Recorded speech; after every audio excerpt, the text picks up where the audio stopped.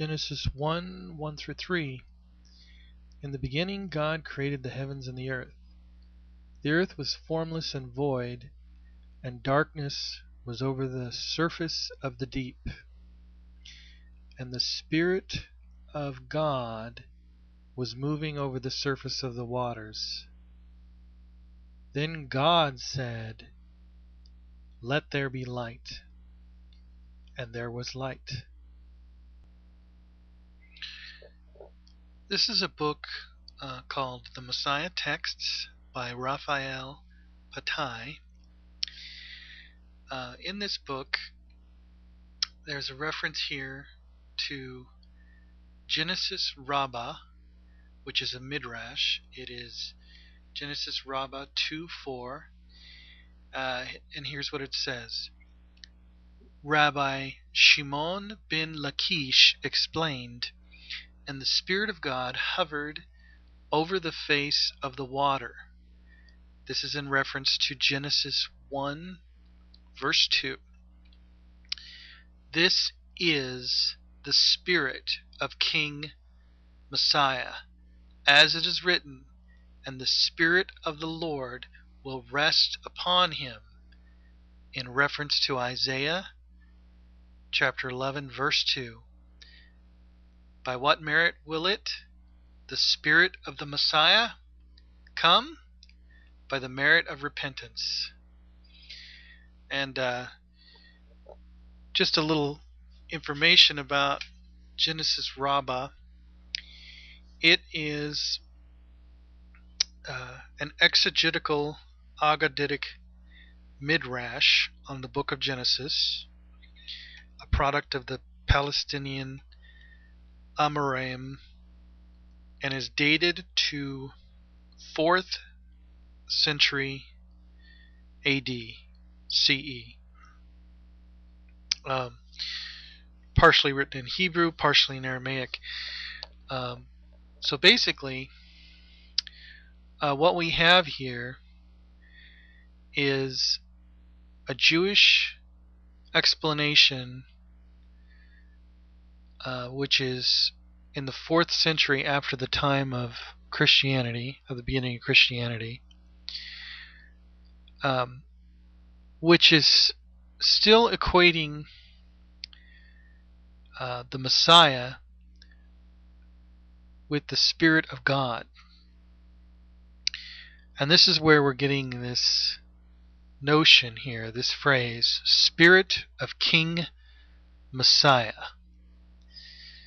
And we'll move on. Romans 8, verse 9 through 11.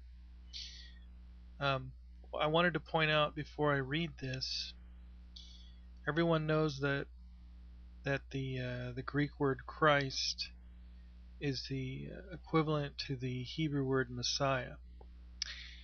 That's why I have a parallel version, the Hebrew Names Version Bible, on this side, so that you can see it says Spirit of Messiah.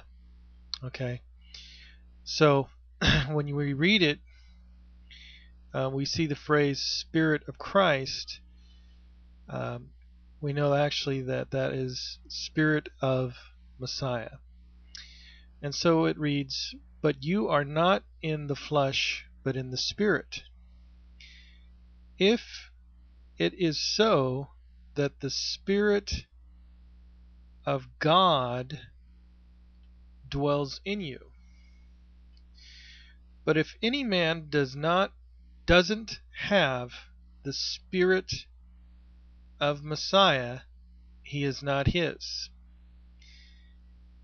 If Messiah is in you, the body is dead because of sin, but the Spirit is alive because of righteousness.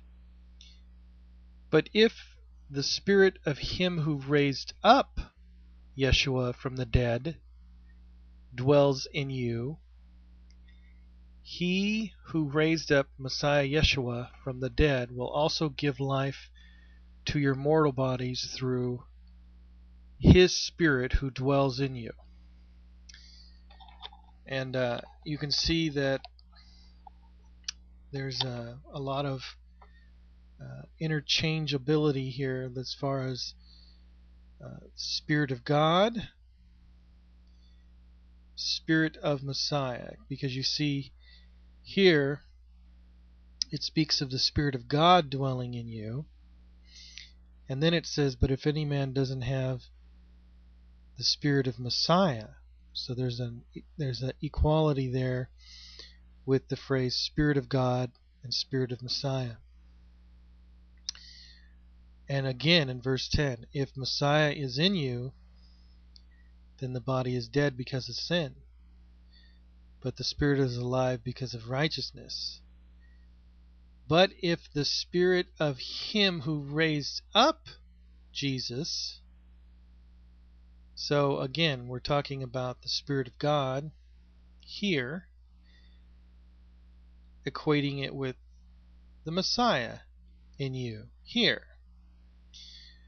and ending it off at the end with the Spirit of God again who dwells in you. So when you read it in the New American Standard Version, you see it's a little different. However, you are not in the flesh, but in the Spirit, if indeed the Spirit of God dwells in you. But if anyone does not have the Spirit of Christ, he does not belong to him. So, again, when you look at the phrase Spirit of Christ, you think, well, where did that phrase come from? And it's actually a Jewish phrase, and it has to do with the phraseology of the Spirit of King Messiah. 1 Peter chapter 1, verse 10 and 11, New American Standard Version. As to this salvation, the prophets who prophesied of the grace that would come to you made careful searches and inquiries, seeking to know what person or time the Spirit of Christ within them was indicating as he predicted the sufferings of Christ and the glories to follow. Now, looking over at the Hebrew Names Version, we'll read it as well. Concerning this salvation, the prophets sought and searched diligently, who prophesied of the grace that would come to you, searching for what or what kind of time the Spirit of Messiah, which was in them, pointed to when he testified beforehand the sufferings of Messiah and the glories that should follow them. So what we have here again is this phrase, Spirit of Christ, Spirit of Messiah, and what Peter is basically saying here is that when the prophets prophesied,